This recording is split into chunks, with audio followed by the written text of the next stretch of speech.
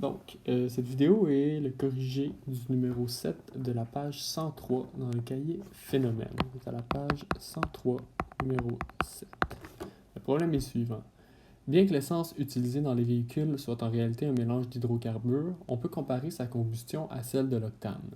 Voici l'équation squelette de cette combustion. Donc, on vous donne une équation squelette, c'est-à-dire une équation qui n'est pas balancée, que vous allez devoir balancer. C8H18 plus O2 donne du CO2 plus de l'eau, H2O. Déterminer le nombre de tonnes de CO2 émises annuellement par un véhicule qui consomme 600 kg d'essence par an. La première étape, je l'ai dit, c'est de balancer l'équation. Pour balancer l'équation, on doit ajuster les coefficients pour qu'il y ait le même nombre d'atomes de chaque élément de part et d'autre de la flèche. Je vous suggère de commencer avec le carbone. Donc, C8 à gauche de la flèche, on va aller balancer le carbone en mettant le coefficient 8 devant le carbone. On a donc 8 carbone de part et d'autre de la flèche. Ensuite, je vais aller balancer l'hydrogène. On a 18 hydrogènes dans les réactifs, on en a 2 dans les produits. On va donc multiplier 2 par 9 pour obtenir 18 hydrogènes de part et d'autre. Et finalement, si on compte l'oxygène, on en a 8 fois 2 qui nous donne 16 oxygènes plus 9, c'est-à-dire 25. Il faudrait donc 12,5 oxygènes pour en avoir 25 de l'autre côté de la flèche. Mais on ne peut pas mettre de chiffre à virgule ou de fraction parce que ça n'existe pas des demi-molécules dans la stoichiométrie. Donc on va tout multiplier par 2 pour obtenir les bons coefficients. On va faire fois 2 ici. 12,5 fois 2 fois 2 et fois 2. Ce qui nous donne une équation balancée. 2C8H18 plus 25O2 nous donne 16CO2 plus 18H2O. La prochaine étape est de construire notre tableau pour qu'on puisse aller placer les données du problème. La première rangée va être le nombre de moles dans le problème. La deuxième, la masse molaire. Et la troisième, la masse qui nous est fournie dans le problème. Déterminer le nombre de tonnes de CO2 émises annuellement par un véhicule qui consomme 600 kg d'essence par an. Donc le C8H18, on nous dit que dans le contexte, c'est ce qu'on considère comme l'essence ou plutôt l'octane. On nous dit qu'on en consomme 600 kg par année, c'est-à-dire 600 000 grammes, parce qu'il y a 1000 grammes dans un kilogramme. Ce qu'on cherche maintenant, c'est la masse, le nombre de tonnes en fait de CO2 émises annuellement par un véhicule qui consomme ces 600 000 grammes. Donc on cherche le nombre de tonnes de CO2 qui est émis.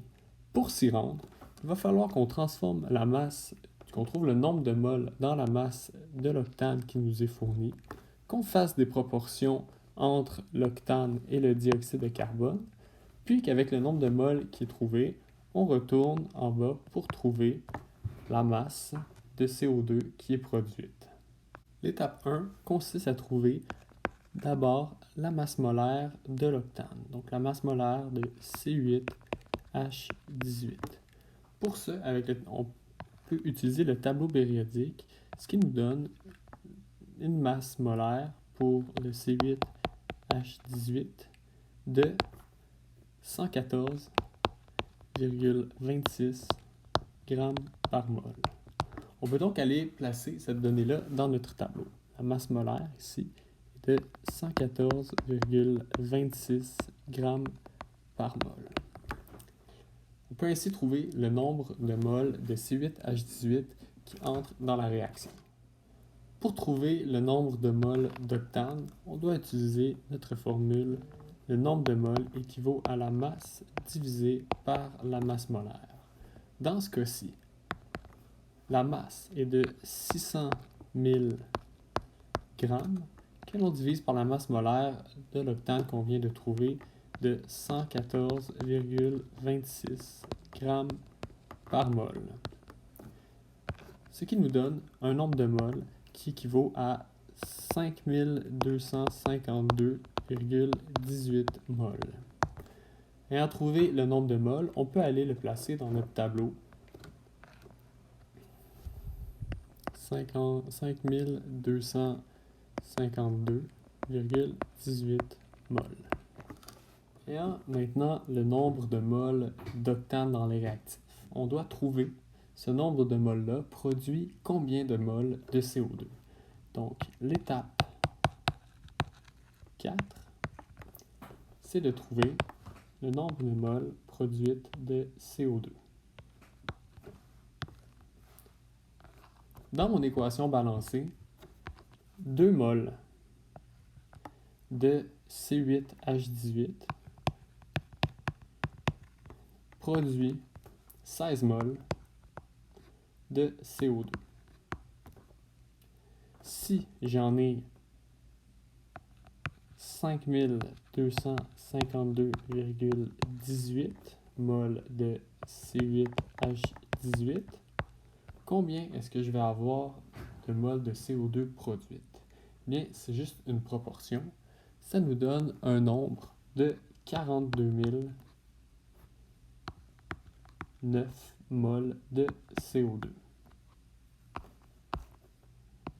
On peut aller placer cette donnée dans le tableau maintenant.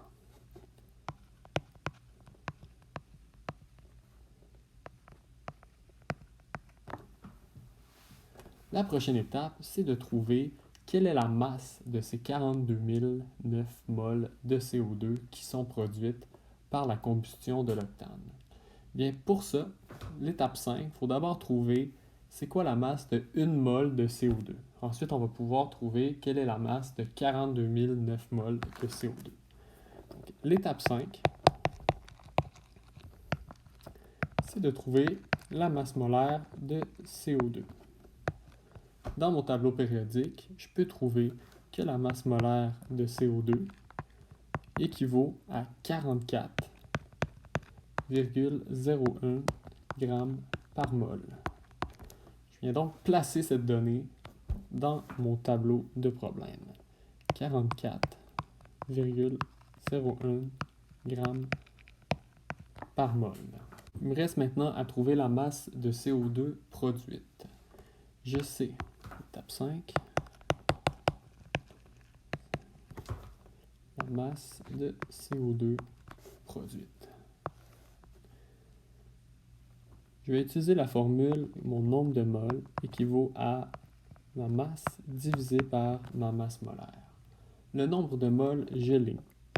42,009 moles équivaut à la masse de CO2 que je recherche sur la masse molaire de CO2 qui est de 44,01 g par mol. En multipliant 44,01 g par mol par 42,009 moles, je vais obtenir ma masse de CO2 qui équivaut à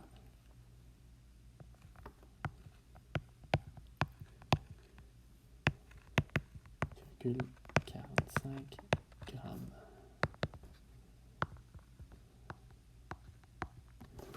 Qui équivaut donc à 1 848 835,45 g. On demande la masse en tonnes, donc il va nous rester une conversion à faire. Je peux aller placer cette masse-là dans mon tableau tout de suite.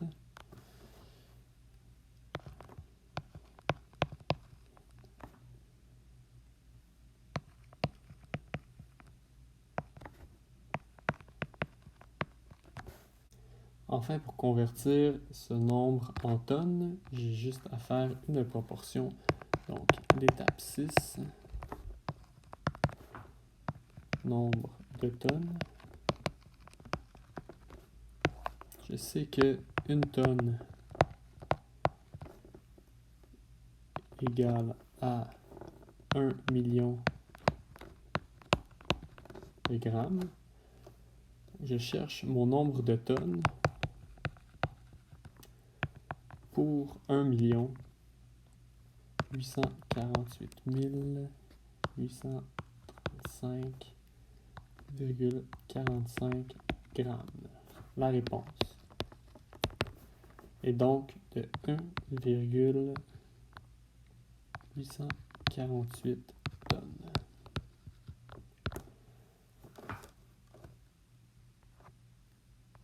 En résumé, on remarque que pour réussir le problème, j'ai commencé avec une certaine masse d'octane. J'ai dû trouver mon nombre de moles en divisant cette masse par la masse molaire. Ensuite, à partir du nombre de moles trouvé, j'ai fait les proportions à partir des coefficients de l'équation qui est balancée pour trouver un nombre de moles de dioxyde de carbone. J'ai ensuite multiplié ce nombre de moles-là par la masse molaire pour obtenir finalement la masse de dioxyde de carbone. Enfin, j'ai converti la masse de dioxyde de carbone en grammes en tonnes en faisant diviser par 1 million.